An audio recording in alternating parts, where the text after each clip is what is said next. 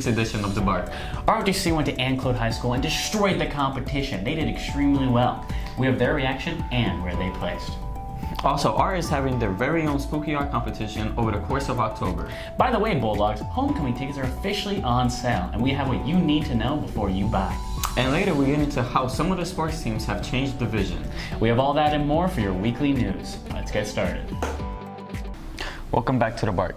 Quarter 1 has come to a close and we hope everyone's grades are looking great. If not, sorry guys. There's still a chance you can make it right in quarter 2. Moving on to other news, JROTC took third in their latest competition at Ann Clode High. We're extremely proud of them and what they achieved. And now we have some more spooky stuff for you, like the Inktober art competition. Inktober is a contest that's run online every year around Halloween. Typically with the traditional show, they have kids do a prompt every day of the month, and you have to do it in ink. What we do here at Zephyr Hills is that list of prompts are given to the students, and then they can choose one or as many as they want, and then they make an art piece with it. We also have a sports update talking about the division changes. Coming up, Benjamin Will breaks down some of the big moments so far this sports season. Welcome back to ZSPN. It's an intriguing time in the sports world at ZHS. Is competition in the newest division tougher than we all expected? All that and more on this week's edition of ZSPN. The Bulldogs changed divisions over the summer and have faced some early struggles as a result of this change. How easy can it be for the Bulldogs to rebound? It's been hectic in sports so far. The baseball team is off to a rough stretch, dropping the first 4 to teams like Cypress and Pasco respectively. The JV volleyball team swept Pasco 2-0, and the varsity team came up short. Thank you to everyone who came out and supported for the last home game of the volleyball, as well as senior night. The varsity football team put up a fight, but falling short 23-20 to South Sumner. On our next episode, the Bulldogs traveled to Pasco hoping to sink the ship, and the varsity volleyball team made history.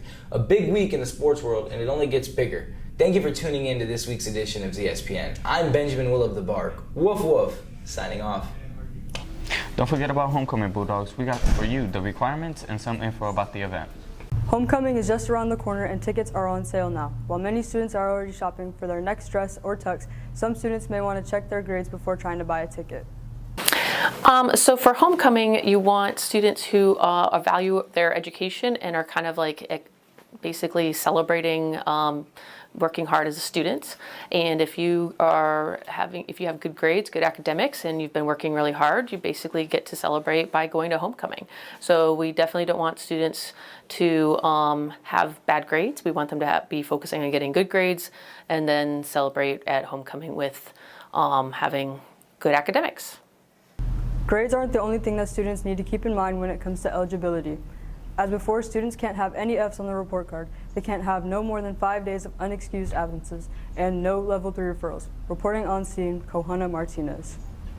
Homecoming is coming up, and if you haven't gotten your dress or suit yet, luckily the school is able to help. We have jewelry, we have shoes, we have short dresses, long dresses. We have just a few male stuff now. Most males don't come and get stuff, but we have a few items, yes. Homecoming donations are very important to students, especially when homecoming is a last-minute thing. These donations help a lot of students over the last year. Not only does Ms. Williams have outfits for homecoming, but she is also always accepting new donations if you have any. Welcome back. If you're wondering what to do this weekend, don't worry, we got you covered.